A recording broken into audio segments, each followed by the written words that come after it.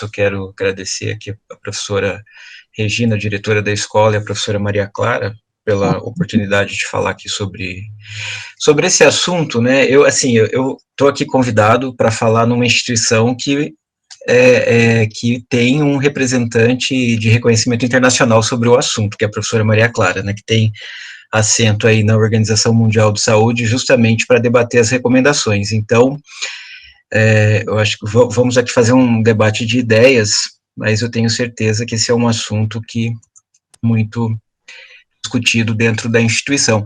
Eu vou, assim, a forma como eu trouxe a apresentação é fazer rapidamente aqui uma contextualização da pandemia, todos já estão muito familiarizados com o assunto, e na sequência eu vou falar um pouco sobre um aspecto mais conceitual do que nós esperamos em relação ao uso de máscaras e um pouco do que tem de evidência na literatura sobre o uso e, enfim, as recomendações e os gaps. Eu acho que esse vai ser o grande debate ao final, né?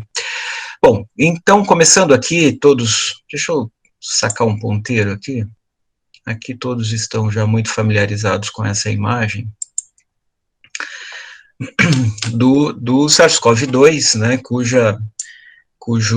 cuja entrada depende aqui da sua proteína spike e a interação com o hospedeiro aqui com os nossos receptores, que são os receptores da ECA.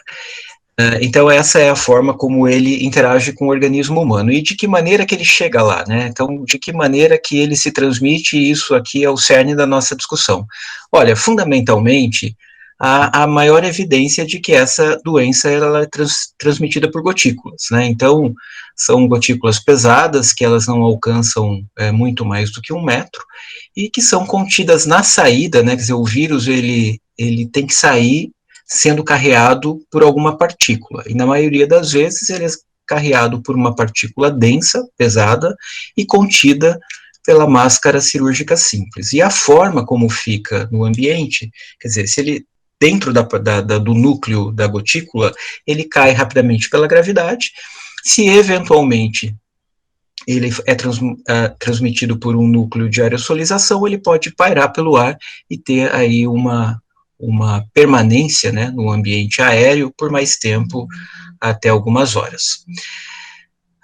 Bom, isso aqui eu estou falando para um público acadêmico, todos têm bem esse conceito, né, que as gotículas, a tosse e espirro espalham a gotícula de saliva, gravidade cai rapidamente, e pelo ar as partículas vão mais longe e ficam pairando aí no ar, e o ambiente fechado, com pouca ventilação, é super propício para a continuidade ou assim, ter sucesso na infecção de outras pessoas que estejam compartilhando o ambiente de maneira desprotegida. Bom, do ponto de vista clínico, o tempo de incubação médio é de 5 dias dessa doença, né? A duração dos sintomas é de 3 a 5, 3 a 5 na maioria das vezes, né, quando nós estamos falando de pacientes ólicos sintomáticos. Agora, tem uma coisa muito curiosa que a gente tem percebido, uma mudança epidemiológica dos casos do começo do ano passado, do primeiro semestre de 2020 para agora, é que os indivíduos que evoluem de forma mais grave, eles acabam evoluindo no final da na segunda semana, né, até o final da segunda semana. Então, é uma evolução mais tardia para aquele grupo que vai precisar de suplementação de O2 e que eventualmente vai para terapia intensiva. Mas, na maioria das vezes, a duração dos sintomas ela é curta, e o período de transmissão, que é uma coisa importante aqui, é antes do início dos sintomas e dura, em média, 7 dias. Agora, a transmissão ela pode ocorrer mesmo em indivíduos assintomáticos, né? Então, aqui essa transmissão é no pré-sintomático, a 2 dias antes do início dos sintomas já há a transmissão, mas em indivíduos absolutamente assintomáticos, ele pode transmitir durante algum tempo, um tanto incerto, mas estima-se que seja alguma coisa em torno de 1 semana. Em relação ao diagnóstico, nós temos 2 formas de fazer diagnóstico da doença. O primeiro deles é a identificação do vírus, seja pelo material genético do vírus ou por antígeno viral. Então, tem que ser numa fase inicial da doença, quer dizer, para os pacientes óligo ou sintomáticos, né, é o período em que efetivamente existem os sintomas respiratórios altos. Na primeira semana, principalmente, eu tenho que ir atrás do vírus, seja uma reação em cadeia da polimerase para amplificação, ou outras técnicas de biologia molecular para amplificação do RNA viral, ou pesquisa do antígeno viral. Passando a primeira semana, já a presença do vírus na via alta é mais escassa, então a chance de ter um falso negativo nesse momento é maior. Então, para os pacientes graves, nós vamos procurar esse vírus na via baixa, por exemplo, em secreção traqueal, ou eventualmente, se for mais tardiamente ainda, depois da segunda ou terceira semana, a buscar por meio sorológico, e aí a identificação de uma imunoglobulina de fase aguda, como IgM, associado a um quadro clínico compatível, apontaria para o diagnóstico, né? Então, as variáveis que afetam a gravidade da doença, também vocês que já conhecem bem, masculino mais que feminino, a idade avançada aumenta risco de doença grave, e algumas comorbidades, como doença cardiovascular, diabetes, doença respiratória, obesidade e imunossupressão. Então, aqui é um esquema da evolução da doença, então ela é trifásica, né? Então, na fase inicial, onde nós temos uma intensa replicação viral, e os pacientes podem estar assintomáticos ou oligossintomáticos. A piora clínica, quando o paciente evolui para a forma grave da doença, é no final da primeira semana, ou entre a primeira e a segunda semana, onde pode haver uma resposta inflamatória bastante intensa, né, a chamada tempestade de citocinas, etc., e pode levar o paciente a um quadro de resposta inflamatória bem grave. Nessa fase, a carga viral, ela já é bem baixa, não se encontra o vírus, pode não se encontrar o vírus com muita frequência, e marcadores inflamatórios aqui, eles estão mais presentes.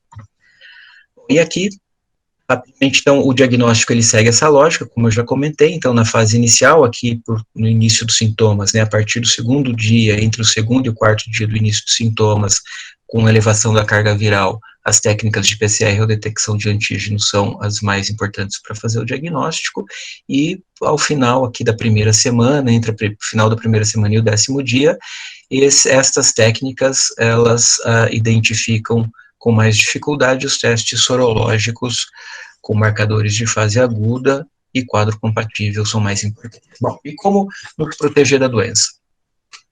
Entre as medidas farmacológicas, o distanciamento de pelo menos 1 metro, já que fundamentalmente ela é transmitida por gotícula, é uma forma importante. Higiene frequente das mãos, seja com água e sabão ou com uma solução alcoólica. E aqui 3 fatores importantes do ponto de vista do distanciamento, né? Então, em locais de alta transmissão, quanto mais aberto o ambiente, tanto menor a chance de transmissão, né? Isso independente do número de pessoas, né? Então, locais abertos, mesmo que haja mais pessoas, evidentemente que está guardada a recomendação de um distanciamento de 1 metro, mas em ambientes abertos ou ambientes fechados, mas bem ventilados, o risco é menor. Então, é como se fosse aqui uma gradação, né? Quanto mais aberto o ambiente, mais ventilado o ambiente, maior a segurança respiratória, vamos dizer assim. Em relação ao número de pessoas, quanto maior a possibilidade de distanciamento, mais seguro, e a questão de tempo também, tempo de exposição é uma coisa importante. Depois eu vou trazer 2 relatos de caso aqui que mostram um pouco isso, né, quer dizer, mesmo em ambientes onde está guardado um certo distanciamento, mas quanto maior o tempo em ambiente pouco ventilado e fechado, aumenta-se o risco de transmissão. E aqui é o nosso, então, chegamos finalmente no cerne da nossa discussão, que é o uso de máscaras qual é a sua função, né, até quanto que a máscara protege. Bom, então, a primeira questão é que uma coisa que é importante, né, é que o uso de máscara, apenas o uso de máscara não garante a proteção, ela tem que estar dentro de um pacote de medidas que envolve a higiene frequente das mãos e a questão do distanciamento e da ventilação. Mas não é só isso, né? Quer dizer, a questão do bundle ela é muito clara, mas a forma de como se usar e manipular a máscara também é uma outra coisa importante.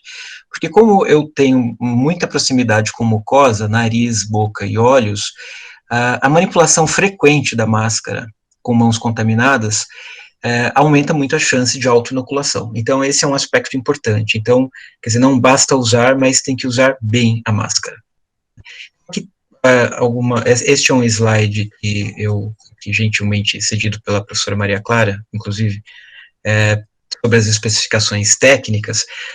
Bom, basicamente, nós temos dois tipos de máscara, com algumas variações, mas são as máscaras de alta proteção, de alta filtragem, com 94% a 95% das partículas de menos de 5 micra, que são aprovadas para uso em serviço de saúde, e nós vamos discutir aqui a sua principal indicação, né, que são nas situações, principalmente em situações de geração de aerossóis, e a máscara que eu vou chamar de máscara médica, a parte do tempo por conta da nomenclatura da literatura, mas que nós usualmente chamamos de máscara cirúrgica simples. Bom, antes de entrar um pouco na questão dos trabalhos que avaliam ou tentam avaliar a segurança das máscaras e comparar os diferentes tipos de máscara, eu trouxe esse editorial aqui da Nature, que ele é do ano passado, ele é bem interessante, que fala o que os dados dizem a respeito das máscaras. E aqui são algumas ponderações, né? É bastante difícil, assim, boa parte dos estudos ou estudos que originaram as recomendações de máscara, vamos dizer assim, eles são baseados em estudos observacionais, né? Poucos estudos são do tipo ensaio, e uma boa parte é estudo de laboratório, estudo de bancada, avaliando a questão da filtragem das máscaras. Mas, do ponto de vista de análise populacional e comportamental, existem várias evidências de análise populacional mostrando de forma indireta de que a máscara ela é protetora. Aqui, nesse editorial, ele é um tanto especulativo, né, quer dizer, eles dão exemplos que são especulativos, mas não deixam de ser interessantes. Depois eu vou mostrar alguns trabalhos pelo menos um trabalho bem interessante do Lancet, de grande população, que mostra impacto, o aumento de proteção, né, a partir do uso da máscara. Aqui, 3 exemplos interessantes nesse artigo da Nature. O primeiro é mais singelo, assim, mas que foi um caso bem documentado, com sequenciamento, etc., de 2 cabeleireiros nos Estados Unidos, que usavam máscara o tempo todo no ambiente de trabalho, alternando, ora, uma máscara caseira de tecido, ora, uma máscara médica, essa cirúrgica simples, e tiveram Covid, os dois, e entre os contactantes domiciliares, houve um número de casos significativo, mas nenhum cliente adoeceu, mostrando aqui a proteção naquele ambiente, apesar da proximidade de um tempo relativamente, um tempo razoável, né, de interação ali, por conta de corte de cabelo em um ambiente fechado, os clientes não adoeceram. Uma outra situação aqui comentada por esse editorial, são os protestos do Black Lives Matter, principalmente em Washington, onde o uso de máscara ele foi predominante, né? Então quase não se via protestadores sem máscara. E nesse momento foram vários dias de protesto, e a cidade não identificou nenhum surto, nenhum aumento do número de casos, apesar da intensa aglomeração que aconteceu aqui na cidade durante esse período. Por outro lado, em junho de 2020, no verão, num acampamento de crianças na Geórgia, o acampamento foi liberado sem uso de máscara. E houve um surto com uma taxa de ataque de mais de 20% entre as crianças e professores, etc., que participaram do acampamento. Então, aqui é um tanto especulativo, mas aqui mostra situações protegidas por máscara e uma situação de risco colocada pela ausência do uso da máscara, né? Então, aí tem um outro aspecto aqui que é comentado, que eu acho que achei bastante interessante, que é um aspecto comportamental, que é vamos dizer, é uma forma mais indireta ainda da proteção oferecida pela máscara, que seria uma espécie de alerta, né? Quer dizer, a máscara, entre os usuários de máscara, parece haver um comportamento maior de outras medidas de proteção também. Quer dizer, as pessoas que usam máscara acabam higienizando mais as mãos, ou mantendo mais o distanciamento social, e a ideia aqui é de que ela funciona como um símbolo, né, um reminder de proteção, da necessidade de proteção, porque estamos numa situação de exceção. Bom, isso tudo aqui é bastante especulativo, né, eu reconheço, mas não deixa de ser interessante, mas assim, pensar um pouco, antes de entrar na discussão, qual é a principal finalidade da máscara. Elas são duas, né, a primeira delas é a prevenção da infecção, né? Então, prevenir que uma pessoa saudável seja infectada por não entrar em contato direto com a partícula viral, mas também ela tem uma função de controlar a fonte, né? Então, a partir de um indivíduo infectado, eu consigo barrar a saída ou reduzir, pelo menos, ou mitigar a saída de gotículas e a disseminação no ambiente de gotículas a partir de uma fonte contaminada, uma fonte doente. Então, essa aqui é um desenho esquemático mostrando justamente aqui uma pessoa saudável com a máscara e uma pessoa doente com a máscara, mitigando aqui a viagem, né, vamos dizer assim, dessa gotícula para uma distância capaz de atingir uma pessoa próxima. Então, se ambos estão de máscara, a probabilidade de contágio ela se reduz drasticamente. Bom, então, quando eu falei lá do bundle, eu trouxe aqui, eu poderia ter trazido um filme, eu fiquei com medo do hiperlink não funcionar, isso acontece com frequência, né, então achei melhor fazer uns slides deste vídeo da OMS, que é um vídeo bastante didático sobre como se usar máscara, né? Então, nós falamos lá do bundle, ele está dentro de um contexto ou de um pacote de medidas, mas isso não basta, né? Tem que usar adequadamente a máscara. Então, para o uso de máscara na comunidade, vamos falar um pouco agora de uso de máscara especificamente na comunidade, as máscaras de tecido, elas são recomendadas como controle da fonte, né? Então, elas são suficientes para se controlar a fonte. O ideal dessa máscara é que ela tenha uma camada tripla, né, na qual a camada mais externa, ela seja de um tecido resistente à água, a camada central seja de um material capaz de ter alta filtração, e a camada interna que possa absorver a água. Então, como se usar então, essa máscara, né? Então, a primeira coisa, antes de colocar a máscara sobre o rosto, é a higiene das mãos, justamente para reduzir o risco de autoinoculação no momento de se colocar a máscara. O ajuste da máscara sobre o rosto é bastante importante, porque independente do tipo de máscara, se ela é tecido, se ela é cirúrgica, ou se ela é uma N95, se houver muitos gaps aqui, muitas áreas, né, de espaço para entrada ou saída de ar, ela vai ter a sua efetividade reduzida. E como nós temos o formato de rosto, ele varia muito, é importante que no momento da escolha da máscara, eu possa escolher ou ajustar, pelo menos, a máscara, de maneira que ela fique mais aderida possível ao formato do meu rosto.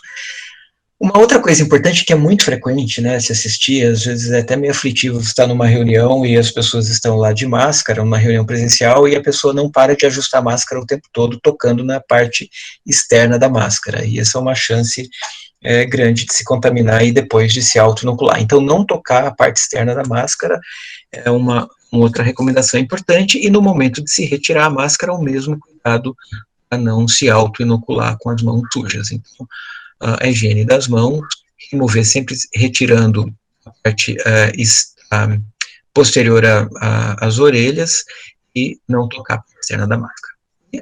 E a higiene das mãos depois de descartar ou guardar sua máscara. Bom, em relação, vamos agora falar, ainda falando de máscara na comunidade, né, quais são as recomendações que nós temos agora do ponto de vista mais técnico, né? Então, essa é a recomendação mais recente, agora de fevereiro de 2021, do Centro de Controle de Doenças europeu, falando sobre o uso de máscara na comunidade.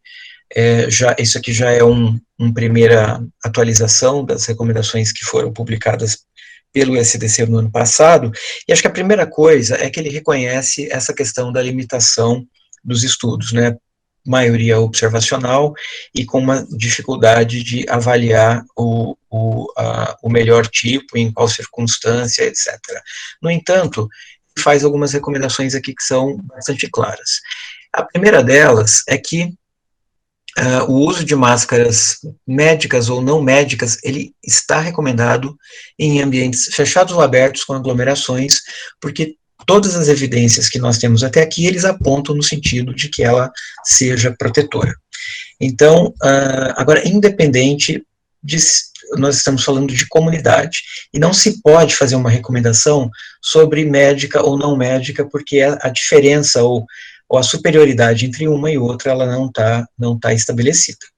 Então, nesse momento, essa é a razão pela qual, nesse momento ainda na comunidade, o uso de máscara não médica, ela está recomendada para os ambientes, sejam eles fechados ou abertos. Agora, uma exceção é considerada nessa recomendação do ECDC. Aquelas pessoas que são mais vulneráveis a desenvolver uma doença mais grave, aqui nós estamos falando principalmente de faixa etária, ou pessoas com comorbidades importantes, né, associadas à pior evolução, estas sim devem usar preferencialmente máscaras médicas nas situações de necessidade de aglomeração, né, em ambiente aberto ou fechado. E quando nós falamos máscara médica, nós estamos falando aqui de máscara do tipo cirúrgica simples, né. O uso de máscara médica, ela deve ser usada por quem tem sintomas respiratórios também ou diagnóstico confirmado. Então, se eventualmente eu preciso sair por alguma razão na comunidade e eu tenho diagnóstico ou estou sintomático, eu devo usar preferencialmente uma máscara médica para circular. Então, bom, nos hospitais, o que nós temos feito isso já desde o início do ano passado, é que todas as pessoas que chegam no hospital, é oferecida uma máscara cirúrgica para troca, né, para troca da máscara de tecido que a pessoa vem usando quando chega no hospital. Eu acabei falando já, né, que não há evidência, então, de diferença entre as máscaras médicas ou não médicas para uso na comunidade, então o ECDC não faz uma recomendação nesse momento. E quando uma máscara não médica for usada, deve-se observar as recomendações sobre filtração e respirabilidade, aquela questão da tripla camada, tal, que eu comentei anteriormente. Agora, ainda falando sobre transmissão, uso de máscara e transmissão na comunidade, eu acho que este é o trabalho, um dos trabalhos mais interessantes que eu achei pelo tamanho do trabalho, né? Ele é um estudo observacional, mas o que acontece aqui, né? Ele está publicado no Lancet agora em janeiro de 2021, e foi um inquérito sobre o uso de máscara e distanciamento social. Então, o que na verdade aconteceu foi quase 400 mil pessoas em diferentes regiões dos Estados Unidos receberam esse questionário. Então, ele, obviamente, ele é autorreportado, com todas as limitações que um questionário autorreportado tem, mas ele tem um resultado que é muito interessante. O que eles observaram? Eles analisaram o percentual de resposta, né, sobre o uso mais consistente de máscara e distanciamento social, e eles correlacionaram com o R0 reportado pelos departamentos de saúde pública de cada uma dessas regiões. Então, o que eles viram aqui de correlação de maneira muito interessante? Quando os respondedores diziam que eles eram very likely, né, que eles eram muito inclinados a usar máscara e manter o distanciamento social, quanto maior fosse essa resposta, menor era o R0 daquela região. Então, isso foi bastante, aqui, então, tá aqui é o R0, né, e aqui mostrando, então, vamos dizer assim, essa correlação positiva entre o uso de máscara e, e uma menor transmissão de Covid na região. Bom, então, isso nós já comentamos, né, o risco de adquirir Covid, então, em espaços mal ventilados, onde as pessoas infectadas passam longos períodos em proximidade física, aumenta bastante a chance de contaminação. Então, são estudos observacionais, mas eles são bastante interessantes, mostrando essa coisa de que o ambiente fechado ele é mais propício à transmissão. Tem esse artigo aqui que foi publicado, ele já está agora em 2021, eu não coloquei o mês, mas ele já estava circulando num pré-print desde o ano passado, né, que é uma probabilidade de transmissão por aerossol de SARS-CoV em um ambiente mal ventilado de restaurante. Bom, essa é uma discussão ainda sob debate, né, quer dizer, o que parece acontecer aqui é o seguinte, a transmissão predominante ela é por gotículas, até porque, e só eu trouxe esse dado aqui, né, duas doenças que são, de maneira muito clara já, né, transmitidas por aerossol, elas têm um R0 muito maior do que o R0 da Covid, né, então, a varicela, um R0 de 10, e o sarampo, um R0 de 20, a gente passou recentemente por uma epidemia de sarampo na cidade, né, e isso falando de uma população que ainda tinha uma cobertura vacinal bastante alta para sarampo, mas a transmissão, ela é muito maior. O R0 de Covid, ele é um R0 muito menor, aqui, isso é uma das evidências que apontam para o fato de que realmente a principal forma de transmissão é a gotícula e não é aerossol. Mas em algumas situações ela eventualmente pode ter algum grau de transmissão por aerosolização. Esse é um artigo que foi publicado mostrando uma contaminação, um surto, né, um pequeno surto que aconteceu dentro de um restaurante chinês. Eu não sei se vocês tiveram a oportunidade de ver esse artigo, mas ele mostra aqui o seguinte, eu tinha um caso índice aqui, e houve uma contaminação aqui de pessoas, casos secundários da própria mesa, houve caso secundário na mesa vizinha, nas duas mesas vizinhas, né. Agora, o que tinha de interessante aqui é que o ar-condicionado desse restaurante, ele tinha esse fluxo aqui unidirecional. Então, ele saía desta mesa, passava aqui pelo caso índice e encontrava essa mesa. Bom, então como que a gente poderia explicar, por exemplo, um caso índice aqui nesta mesa, né? Então aqui tem um desenho meio que demonstrando como é que é o turbilhonamento do ar, né? Então ele é insuflado por aqui, tem um turbilhonamento e uma exaustão feita por aqui. Então, o que aparentemente houve aqui foi uma circulação de ar nesse sentido, levando então a contaminação aqui das pessoas nas três mesas. Bom, a grande discussão aqui, e essa parte ela é um tanto especulativa, é se de fato a aerosolização ela contribuiu de alguma maneira para que essas pessoas fossem atingidas, ou se as gotículas teriam sido suficientes, já que aqui a gente está falando de circulação de pessoas, né, de qualquer, assim, as pessoas estavam sem máscara, e o tempo de permanência dessas pessoas aqui nesse ambiente foi alguma coisa em torno de 1h30, então talvez tenha havido oportunidade suficiente para a transmissão por gotícula. Os garçons que trabalhavam nesse restaurante, eles não foram contaminados, todos usavam máscara e face shield, e nenhum deles foi contaminado por esse caso aqui, e nem nenhum outro frequentador do restaurante aqui, né, nas outras mesas. Nós tivemos aqui no Hospital das Clínicas uma outra situação que foi interessante também, né? No maio do ano passado, em maio de 2020, isso foi antes do decreto no estado de São Paulo para o uso obrigatório de máscara. Então, na comunidade não era obrigatório ainda o uso de máscara nessa ocasião, E dentro do hospital, né, nos primeiros 2 meses, né, isso foi março, abril, a recomendação do uso de máscara, da obrigatoriedade do uso de máscara, ela estava restrita aos profissionais de saúde que estavam na assistência direta.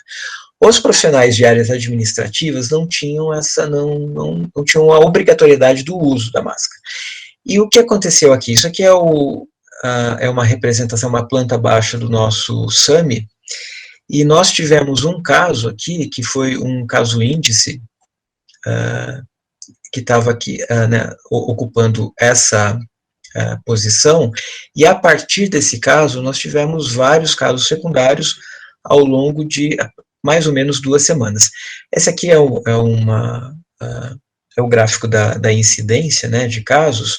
Tem esse primeiro caso aqui, que ele não é considerado como fazendo parte do surto, ele está muito destacado dos demais, e ele também estava numa área de atuação que fisicamente era meio despregado desse pessoal aqui que fica num salão único.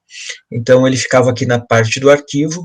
Bom, e aí quando eu venho para o primeiro caso, esse primeiro caso, o nosso caso índice aqui em 20 de abril, ele começa a ter sintomas. A partir dele, nós temos os demais casos, os casos secundários, com um pico aqui 1 semana depois do caso índice. E quando nós olhamos aqui fisicamente, a maioria dos casos, ela ficou aqui neste quadrante.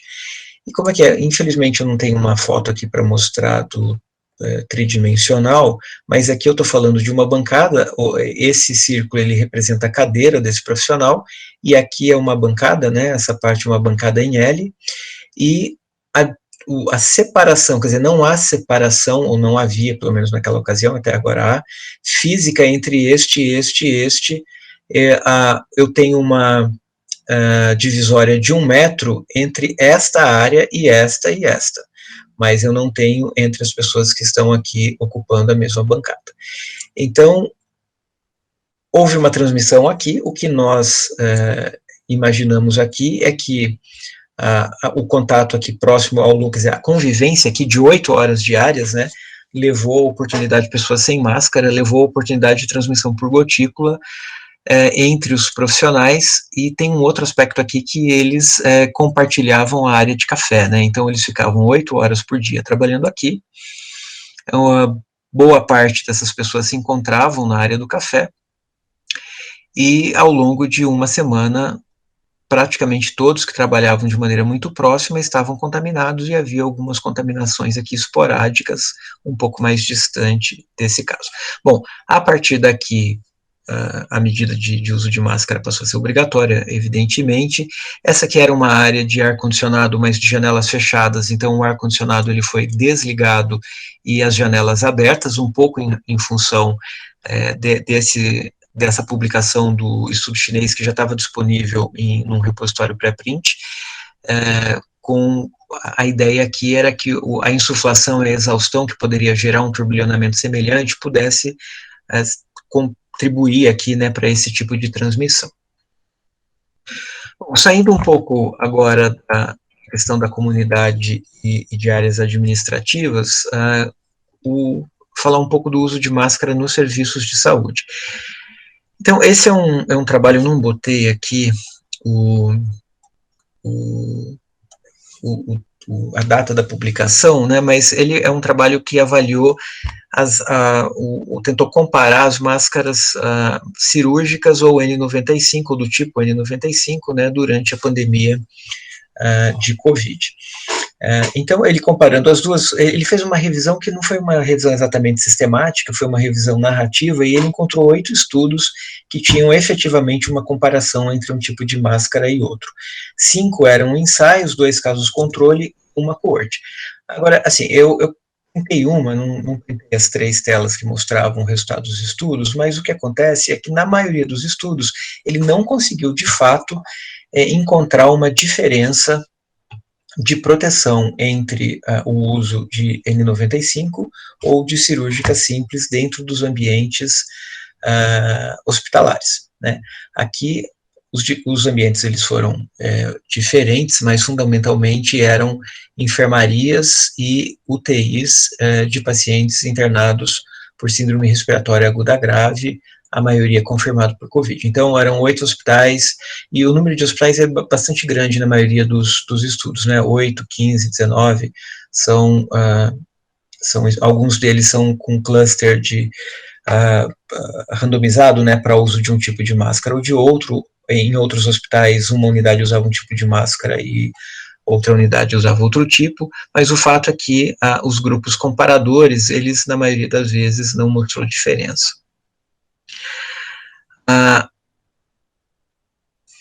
Em algumas situações, aqui tem uma coisa importante, que em algumas situações, principalmente no ambiente de terapia intensiva, a N95, ela era mais protetora. Em algumas situações, em alguns estudos, ela tinha uma tendência a ser mais protetora do que máscara cirúrgica simples. Bom, então, o que a gente tem, de fato, usado como recomendação é que, para os procedimentos geradores de aerossóis, a máscara de filtragem de 95% ela seja usada por ela existir uma evidência apontando para uma maior proteção nessa situação, pelo menos, de geração de aerossol, né, enfim, pelo que a gente já conhece da transmissão de aerossol. Agora, esse é um estudo, ele não é exatamente um estudo que avaliou COVID, mas ele foi um estudo que avaliou quais são os procedimentos geradores de aerossol. A maioria dos procedimentos que nós assumimos, né, como geradores de aerossol é o descarte, por exemplo, e o flushing, né, ou a descarga numa área me fugiu agora a palavra, né, mas numa área de descarte de secreção ou de secreções e líquidos cavitários, troca de lençóis, banho do paciente e principalmente durante a assistência ventilatória, né. Então, aqui a dispensação ou administração de medicamento por meio de nebulização ou broncoscopia e, eventualmente, broncoscopia, mesmo que não tenha uma administração de medicação por nebulização. Bom, então, esses procedimentos de assistência ventilatória são os maiores geradores de aerossol, né, que esse é o número de partículas a partir do procedimento, e os outros procedimentos, embora eles gerem, né, uma dispersão de partículas, é numa escala logarítmica quase aqui, né, de menor dispersão de aerossol. Mas todos eles são dispersores de partículas. Bom, voltando aqui para a recomendação do ECDC, um aspecto que o ECDC chama bastante atenção, mas também a OMS e também o CDC nos Estados Unidos, é que esse cuidado das máscaras médicas, né, das máscaras, sejam elas cirúrgicas ou N95, para procedimentos geradores de aerossóis, eles devem estar mais restritos ao ambiente de assistência à saúde, né. Na comunidade, até o momento, não é possível fazer uma recomendação ou demonstrar que uma máscara desse tipo médica seja superior a uma máscara de tecido para proteção, para contenção da fonte, que é o principal indicação, né, o principal mecanismo de proteção na comunidade. E o uso indiscriminado desse tipo de máscara na comunidade, ele pode nos levar a uma outra situação indesejada, que é a situação da escassez, né. Então, nós vivemos isso o ano passado, uma situação de ameaça de escassez importante de uso de máscara. Então, numa situação ou num ambiente onde mais necessário, né, vamos dizer, dessas máscaras mais protetoras, acabaria expondo muito mais as pessoas do que na comunidade onde, de fato, não há evidência de que elas sejam mais efetivas. E, por fim, um outro aspecto aqui do uso de máscara são os substitutos, né, assim, algumas pessoas usam equipamentos que não substituem a máscara, embora ele pareça dar, né, uma sensação de proteção por servir como uma barreira física, eles não, de fato, não dão, né? Então é o caso, e eventualmente a gente vê na rua, né? Uma pessoa usando um face shield, mas sem a máscara, né? Então isso no máximo te dá uma proteção de evitar a gotícula diretamente na mucosa, mas não a proteção aérea, ou então máscaras de plástico, e a máscara com a válvula exalatória, né? Essa, principalmente, como o controle da fonte, ela é absolutamente inadequada, né? Porque aqui é interessante essa a fotografia de negativo, né? Mostrando aqui a, o, a secreção respiratória sendo expelido pela válvula expiratória, então, eventualmente, uma pessoa contaminada, ela usando esse tipo de máscara, ela vai ser tão contaminante quanto uma pessoa que não usa absolutamente nenhum tipo de máscara. Eu acho que com isso eu encerro aqui e nós podemos falar agora sobre as máscaras, as nossas questões mais práticas. Gente, é muito esquisito ficar falando sem olhar para vocês, porque parece que eu estou falando sozinho aqui, e a gente perde um pouco o ritmo, né? Você não sabe se as pessoas estão concordando, querem falar, perguntar, é muito estranho, mas, bom, enfim. Acho que agora eu estou mais confortável de olhar para vocês aqui, podemos conversar sobre o assunto. Ícaro, obrigada. Se você quiser interromper o compartilhamento. Tá? Já interrompi.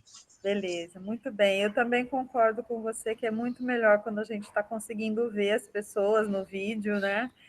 E quero te agradecer muito. Você passou por todos os itens que a gente precisa refletir aí quando pensa em máscaras. E só lembrar que a gente tem o objetivo desses encontros do GT é ampliar o conhecimento, né? A gente tem muita consciência de que nesses tempos dessa pandemia não existe nenhum grupo que individualmente concentra todo o conhecimento, porque esse conhecimento está incompleto ainda, né? Então, quanto mais a gente troca informação, mais a chance da gente tomar decisões informadas e bem informadas, né? Então, esse é o objetivo do encontro hoje. Então, Ícaro, a gente vai abrir para perguntas e aí eu gostaria de começar, já tem uma pergunta que a gente recebeu das pessoas durante a inscrição, né? Eu vou ler a pergunta aqui, que eu acho que fica mais fácil para transferir exatamente o que a pessoa questionou, tá? A pergunta é a seguinte: por que no Brasil não existe a ampla recomendação pelas entidades e órgãos do uso da N95, se existe evidências científicas para tal, tá? Então, essa é a pergunta, vou passar para você, e aí depois a gente pode discutir um pouco mais. Não sei se deu para ouvir bem, está dando para ouvir bem?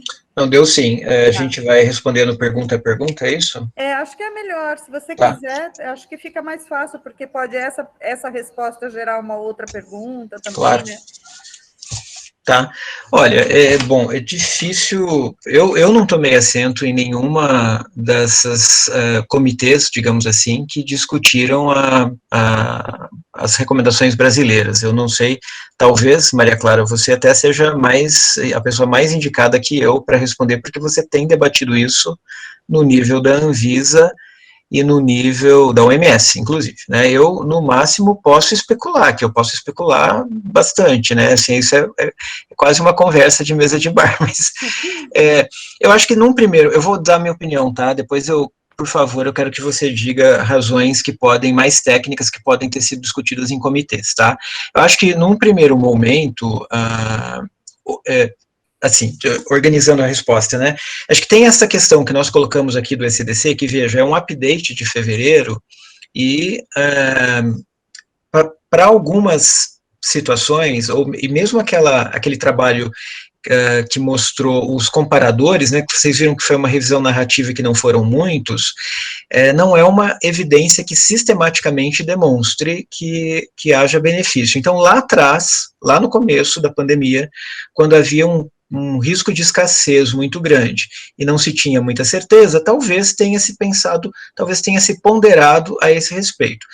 No entanto, hoje, assim, à luz do que nós sabemos hoje, com a gravidade, com uma doença com o nível de gravidade que nós temos, no cenário, pelo menos, gerador de aerossol, né, que é terapia intensiva, emergência, né, porque na emergência você gera muito aerossol também, você tem intubação, você tem os pacientes graves chegando, você tem muita assistência ventilatória. Nessa situação, não vejo muito sentido, neste momento, no estado atual do conhecimento, você não oferecer proteção máxima com N95 para estes profissionais.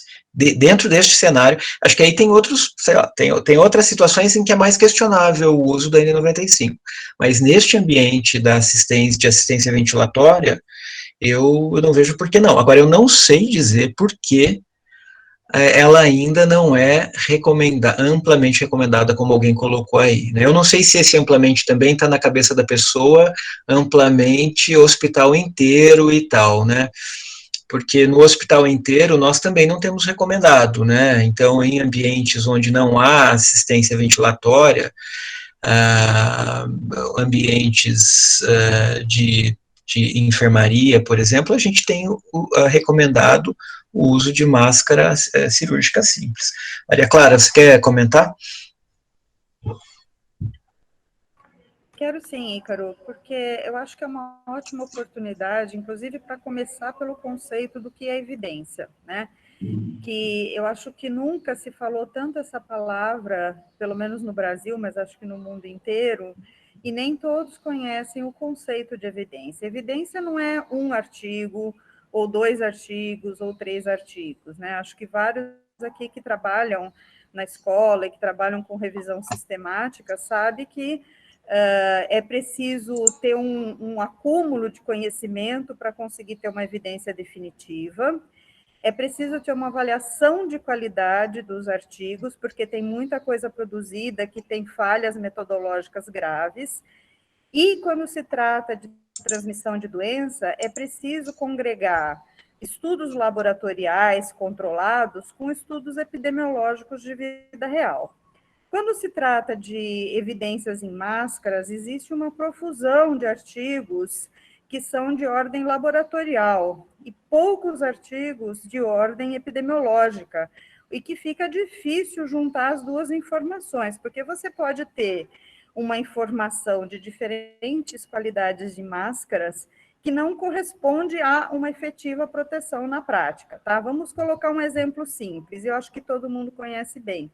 A própria N95, todos sabemos, porque a gente usa ela para proteção para doenças transmitidas por aerossol, ela tem uma filtragem muito boa, que, no entanto, não alcança a sua efetividade se, por exemplo, ela não estiver bem adaptada ao rosto, se a pessoa, por exemplo, ela não tiver ajustada perfeitamente, se a pessoa tirar várias vezes, acaba que a eficiência daquela máscara se reduz grandemente. Outras questões envolvem também os problemas de efeitos não desejados de máscaras, porque isso também tem que ser considerado, né? Então, por exemplo, a máscara N95, ela causa esforço respiratório, ela causa mais pressão sobre a pele, então a recomendação não pode ser banal, né? A gente não pode recomendar um EPI, qualquer que seja, só pelo que ele oferece de barreira, tem que levar o conjunto das informações, e é isso que se faz, né?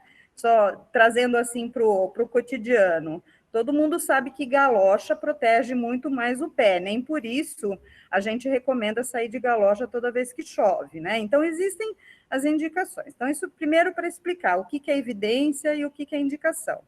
Segundo, eu acho essa pergunta tem uma questão muito interessante, que como é que são produzidas as recomendações internacionais e nacionais, né? A gente não consegue dizer sobre os outros países, mas vamos falar, e isso eu posso dizer justamente porque tenho participado, como é que são produzidas as evidências na OMS.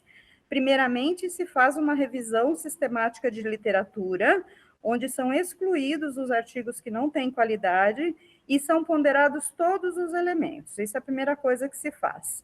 Segundo, um painel de experts internacionais contemplando um balanço de gênero, raça, cor e, inclusive, participação de países de baixa e média renda, e esses especialistas vão conjuntamente opinar a partir dessa base de revisão sistemática, e só então é feita uma recomendação. Tá? Por isso que muitas vezes se demora para sair uma recomendação da parte da OMS. A OMS hoje, ela recomenda a N95 para procedimentos geradores de aerossol, isso está bem recomendado, e pode ser extensivo para ambientes em que se produz aerossol o tempo todo, no caso de uma UTI, de um pronto-socorro. Então, essa é a recomendação. Em termos de regulação nacional, na Anvisa, também existe um painel de experts que faz a recomendação. Então, pelo menos na questão, eu estou falando bem específica da área de controle de infecção, sabemos que a Anvisa também se apoia num painel de experts que, por sua vez, se apoiam em estudos. E esses dois órgãos não estão recomendando a N95 para além dessas situações. O que está sendo recomendado hoje para a N95 é focado em serviços de saúde durante procedimentos geradores de aerossol. Então, esse que está o foco realmente. Eu vou aproveitar, Ícaro, para falar um pouco sobre o ajuste da máscara, que eu acho que você também talvez possa vir essa dúvida, né? Mesmo a máscara comum ou a máscara cirúrgica, hoje tem-se muito mais um destaque para um bom ajuste do que para a camada propriamente de filtração, né? Então, eu acho que isso também a gente precisa ver que esses conhecimentos eles vão se acumulando e quando chega nessa junção de laboratório com epidemiologia, aí a gente consegue realmente fechar o ciclo das evidências. Eu acho que essa é um aspecto, quer dizer, não só a questão do bundle, né, quer dizer, a máscara só não é suficiente, quer dizer, tem que, para pensar em proteção de Covid, eu acho que tem um aspecto comportamental, né, que nós jogamos apostamos todas as nossas fichas na máscara, que eu coloco a máscara e é como se eu tivesse protegido. Então, e não é essa a questão, né, eu acho que tem a coisa da máscara vir associada à questão do distanciamento, mas também a manipulação da própria máscara, né? Então, por isso que eu achei bem oportuno aquele vídeo da OMS mostrando os erros, o jogo dos 7 erros mais comuns no momento de colocar e tirar a máscara, ou de ficar tocando a máscara o tempo todo enquanto você está de máscara. Então, esse é um aspecto. E o outro aspecto, como você falou, é do ajuste mesmo, né? Então, tem se falado muito, acho que os artigos mais recentes têm debatido muito a questão do ajuste, né? Então, a melhor máscara para você é aquela que melhor se ajusta ao seu rosto. No final, é isso, né? Tem uma pergunta aqui, Ícaro, eu vi aqui, eu li, é o do Eduardo, né, de Souza. Você pode responder? Claro, em caso de aglomeração por mais de 15 minutos, né, ônibus e metrô lotado, por exemplo, as máscaras de pano ou cirúrgica, elas podem ser efetivas? Olha, Eduardo, não existe nenhuma recomendação do ponto de vista técnico, né, vamos dizer assim, de que haja uma proteção maior de se usar uma máscara que não seja de tecido numa situação como essa. Quer dizer, na verdade existe, né, o ECDC, ele recomenda que, se você for uma pessoa de extrema vulnerabilidade para doença grave, você preferencialmente deve usar, para entrar numa situação como essa, uma máscara cirúrgica. Ou se estiver doente, para ter uma maior efetividade como contenção de fonte. Mas, fazendo essas exceções, não existe diferença, não se consegue demonstrar hoje uma diferença entre a máscara de tecido e cirúrgica. Portanto, você pode usar uma ou outra, né? O que o ECDC diz é o seguinte, né, Maria Clara, até me corrija assim se eu estiver errado, mas ele disse que, à luz das evidências de hoje, não é possível fazer recomendação sobre a superioridade da cirúrgica sobre a de tecido no uso para uso na comunidade. Essa é a recomendação por enquanto. Eu sei que muitas vezes gera aquela dúvida, mas é porque a gente fala muito da recomendação por enquanto, mas é justamente isso, né? Tem uma outra pergunta aqui, Ícaro, você viu, da Ana Maria, você Eu, pode eu responder? posso. Eu só queria só complementar uma coisa que eu acho que é importante. Ninguém trouxe isso, mas eu acho que é uma questão. Alguns países da Europa recomendaram máscaras no transporte público, né? Mas essa recomendação, ela nasceu dentro do ambiente do legislador, não foi do ambiente técnico dos ministérios, ou amparado em recomendação da OMS, ou do ECDC, ou do CDC, né? Não existe nenhum órgão regulatório fazendo esse tipo de recomendação. Então, eu estou dizendo isso porque se vocês forem na internet agora, talvez encontrem esse tipo de recomendação. Dinamarca, França, Alemanha, acho que foram 3 países, eu não sei se houve algum outro país europeu que recomenda a N95 no ambiente público. Eles falam ambiente público, inclusive, né? Não é só metrô, qualquer aglomeração pública, mas foram recomendações de cunho muito mais político do que propriamente técnico, né? Aí a Ana, você falou, obrigado, você falou excelente aula, uma dúvida, nos ambientes de enfermaria, em geral, os pacientes ficam sem máscara cirúrgica. Peraí, como fica isso, já que em ambientes de assistência fica-se muito próximo do paciente que clinicamente devem usar a máscara? Olha, essa é uma grande discussão, né? Aqui eu vou te dar a minha opinião, tá? Existe no Hospital das Clínicas, como a gente tem, por exemplo, ambientes em que os pacientes compartilham quartos, etc., né? Até há uma recomendação de que eles fiquem de máscara. Agora, se você ficar no ambiente do paciente, é uma coisa meio surreal pedir para uma pessoa ficar 24 horas de máscara cirúrgica, especialmente uma pessoa que está se tratando de qualquer coisa que seja. Ela pode não estar com um quadro respiratório, mas ela está lá com dor, está com outras necessidades, desidratada, etc. Assim, é complicado querer que ela use máscara cirúrgica o tempo todo. Então, o que acontece, né?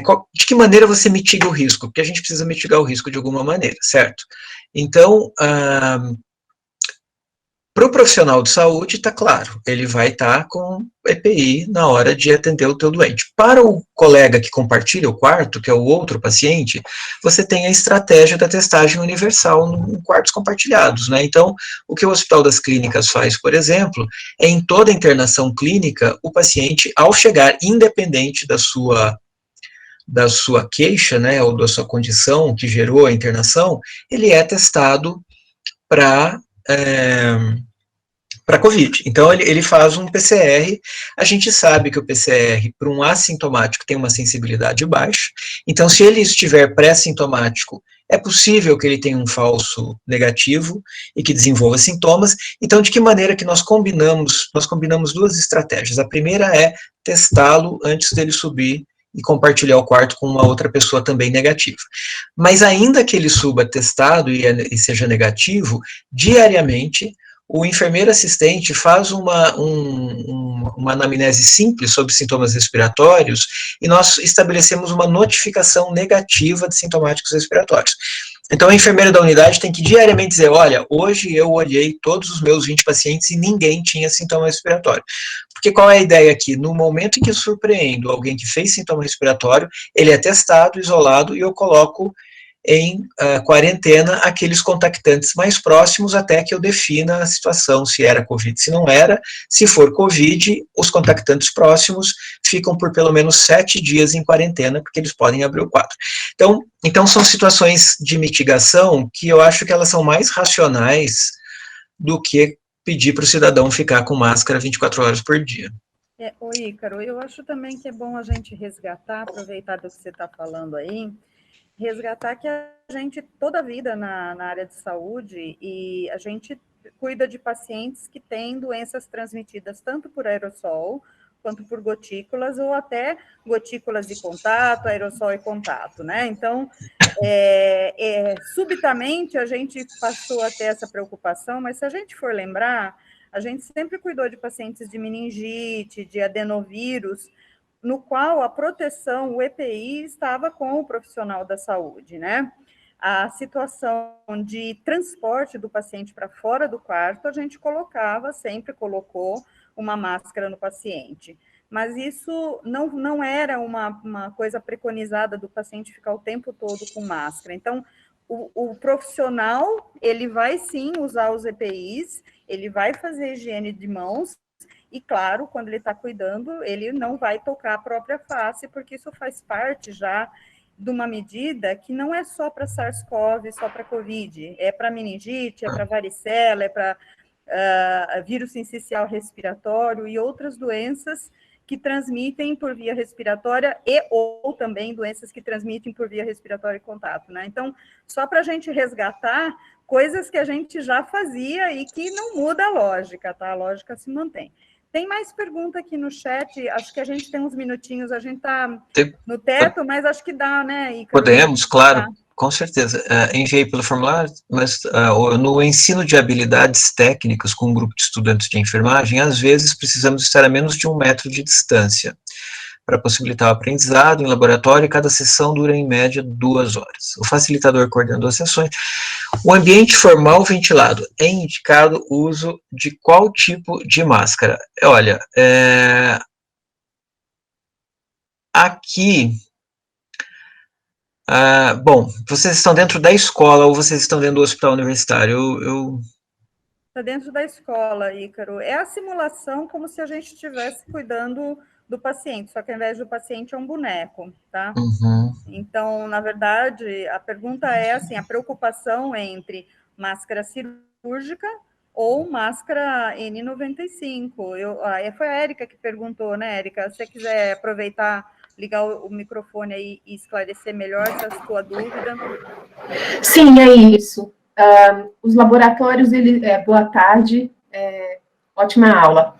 Os laboratórios, eles têm acontecido, alguns têm acontecido, aconteceram. A reposição que teve no primeiro semestre, alguns dos laboratórios aconteceram na faculdade, mas alguns outros estavam se pensando de se fazer em laboratórios que ficam no prédio do HU, porque existe um espaço lá para laboratório, e que pode ser utilizado num futuro breve, né?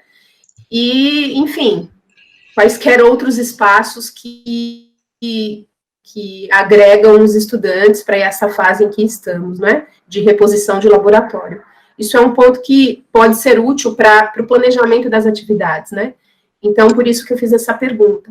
Certo. Neste momento, agora, dia 11 de junho, os laboratórios estão ocorrendo no interior da faculdade, mas já aconteceram em espaços externos e pode ser que isso ocorra mais uma vez, né? Então, por isso a pergunta. Tá. Olha, eu fiz mais o ano passado, esse ano não tenho feito tanto, mas nós fizemos bastante análise e consultorias para a retomada das atividades no período pandêmico, quando os escritórios começaram a voltar ao trabalho, né? No segundo semestre do ano passado. Então, eu vou fazer uma analogia aqui, porque na escola, eu tenho certeza que vocês já definiram isso, e eu nem sei o que vocês definiram, tá? A Maria Clara não me passou a cola dessa definição. Mas, assim, o raciocínio que eu faço é o seguinte: nós não estamos num ambiente de assistência à saúde. A escola não tem paciente, certo? Ela tem pessoas saudáveis da comunidade, e como em qualquer outra escola ou escritório, etc., eu recomendaria o que se recomenda de uso na comunidade, que seria uma máscara que pode ser a cirúrgica simples ou a máscara de tecido, né? A questão algumas atividades, elas são, assim, de fato, são atividades de maior risco, né? Ela tem um risco inerente da atividade, né, que é a questão dessa coisa da proximidade, etc.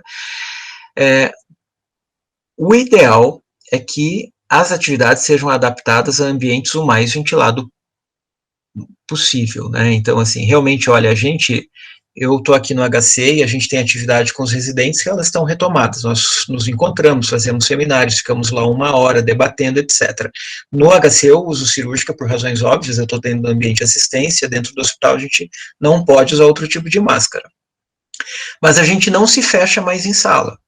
Então, assim, é porta aberta, janela aberta. Tem barulho, olha, é duro, a gente está tendo que se adaptar a uma nova realidade, é o que a gente faz, né? Então, nós não estamos deixando as atividades, mas tentando mitigar risco. Eu sabia, Érica, eu às vezes acho, assim, que para essas situações novas que a gente tem vivido, nem tudo tem uma resposta absolutamente correta. Eu acho que existe a melhor resposta possível, né? Então, a gente tem que pensar nesses elementos que compõem o risco que a gente discutiu, né? Olha, predominantemente é gotícula, aerossol está mais reservado para o ambiente de assistência. Então, dentro dessa situação, de que maneira que eu consigo reduzir ao máximo o risco? Se eu conseguir que todo mundo esteja de máscara, na medida do possível, distantes 1 metro, exceto nessa situação que você vai ter que pegar na mão para ensinar a fazer uma punção, né, que eu imagino que essa seja só um dos exemplos, né, e ambiente o mais ventilado possível, você está mitigando o risco. Acho que a gente tem que falar, acho que é um pouco do conceito de mitigação de risco o tempo todo na nossa cabeça mesmo, para a gente poder planejar as nossas atividades presenciais.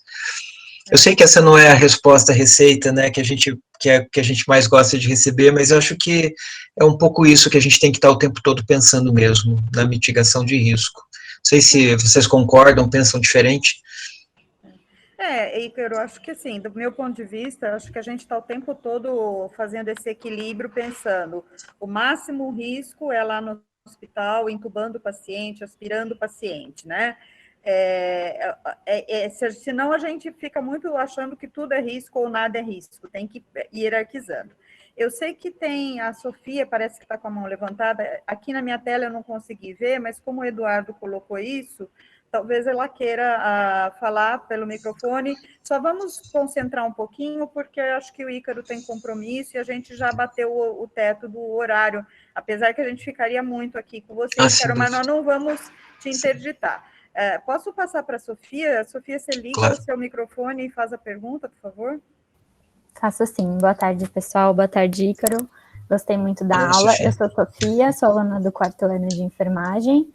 E eu estava pensando, né, sobre isso que você falou, sobre a mitigação de risco e fazendo muito recorte da realidade da cidade de São Paulo, que tem mais de 12 milhões de habitantes e que nesse período de pandemia houve uma redução da frota de ônibus pela prefeitura e que a OMS já declarou que em ambientes mal ventilados, né, e com aglomeração, há transmissão de Covid por aerossol, e aí fazendo também o recorte de como os alunos chegam até os campos de estágio, que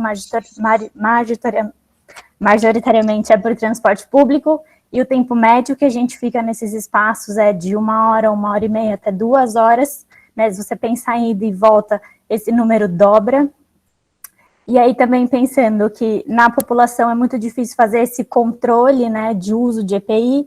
Então eu, por exemplo, quando pego o CPTM, as pessoas dentro dos vagões, elas tiram a máscara para espirrar, elas coçam o nariz e seguram nas barras de apoio.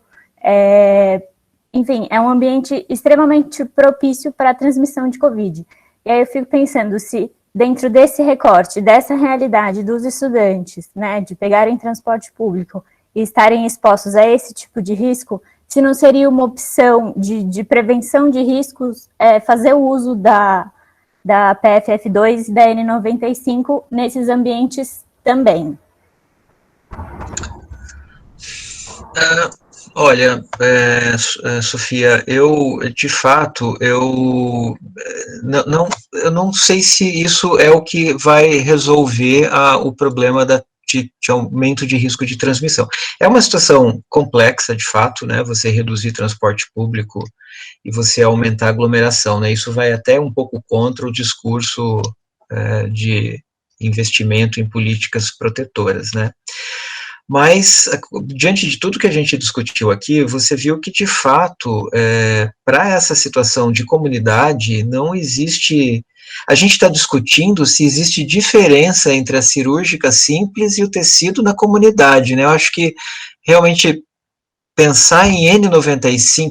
Eu entendo que, do ponto de vista físico, né, você pensar fisicamente filtração, parece realmente mais... protetor, né, mas não é o que, não se conseguiu demonstrar nem que a cirúrgica seja mais protetora na comunidade, então, acho que a gente não consegue fazer esse tipo de raciocínio de aumento de proteção. Agora, olha, assim, de novo, né, pensando nas situações de mitigação, né, você tem proximidade dentro de um trem cheio, você tem uma proximidade óbvia de menos de 1 metro durante o tempo do transporte. E você tem, para além da sua máscara, que está te protegendo sua boca e nariz, né, você tem a questão de mucosa ocular exposta. Se alguém tira a máscara para espirrar, é uma coisa surreal, né? Porque a máscara justamente te ajuda a conter a secreção respiratória. Alguém baixar a máscara para espirrar é loucura, mas veja, não está na tua governabilidade, né? Se a pessoa teve essa ideia brilhante, você está lá exposta, você vai ter... Eu ficaria pensando, o que eu faria, talvez, ao invés de usar uma N95, é talvez no transporte usar um face shield, por exemplo, acoplado a uma máscara de tecido, porque me daria proteção ocular, que é o que eu não estou tendo nesse teu exemplo aí, e do ponto de vista respiratório, eu não estou num ambiente de gerador de aerossol, né, com um ambiente que predominantemente gera aerossol. A aglomeração, ela aumenta o risco de contágio por gotículas, né, mas ela não aumenta, só pelo fato de estar aglomerado, o risco de aerossol, né. Eu acho que o meu raciocínio seria mais por aí, sabe? Eu acoplaria uma máscara de tecido com uma face shield. Eu não sei se alguém pensa diferente, acha que Ô Ícaro, para completar, eu acho que a pergunta da Sofia é pertinente, eu acho que é uma pergunta que está na cabeça de todos, né? Não só essa, como outras, mas é por isso mesmo que a gente quis trazer essa reunião, para a gente se ilustrar. Eu penso que talvez as pessoas, às vezes, elas não pensem na ideia da mucosa ocular, e eu gosto da possibilidade de associar o face shield, porque ele resolve várias coisas, né? E a gente precisa lembrar também, nesse bundle, a gente não pode esquecer, existe um estudo muito interessante que foi feito na Inglaterra, antes da epidemia, mas foi feita pensando em influenza, e é um estudo que eu sempre gosto de citar como exemplo, embora ele é um estudo isolado. As pessoas que tinham o hábito de higiene das mãos quando pegavam o transporte público, esse grupo teve uma taxa menor de influenza do que do que outros que usavam o mesmo transporte público sem a higiene de mãos. Então, traçando um paralelo, é aquilo que você falou do bundle, né? Então, eu gosto dessa sugestão do Face Shield, eu acho que ela é uma boa ideia, e ela é ecologicamente razoável também, porque a máscara de pano e o face shield você pode reprocessar, então entra nesse compromisso também, sem perda da proteção. Me parece uma sugestão interessante.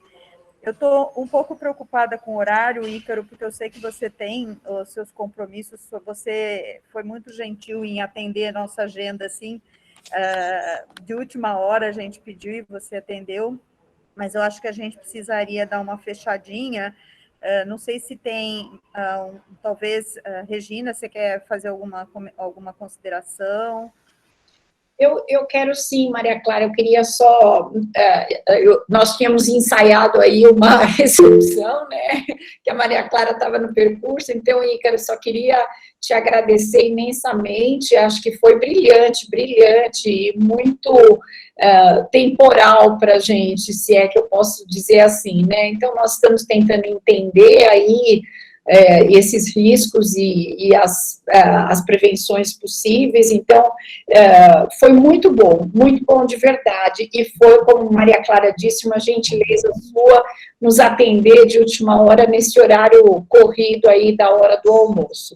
Eu ensaiei aqui tentar falar o seu sobrenome, porque ele tem que nem o meu, mas já que nós já acabamos, quero mesmo agradecer. Muito obrigada. Eu é que agradeço. É sempre um prazer enorme estar aqui com vocês na Escola de Enfermagem. Obrigado por ter convidado.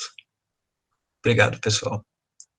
Obrigada a todos. Eu acho assim, fica o convite para os próximos momentos do GT. Infelizmente, não deu para responder todas as perguntas, tá?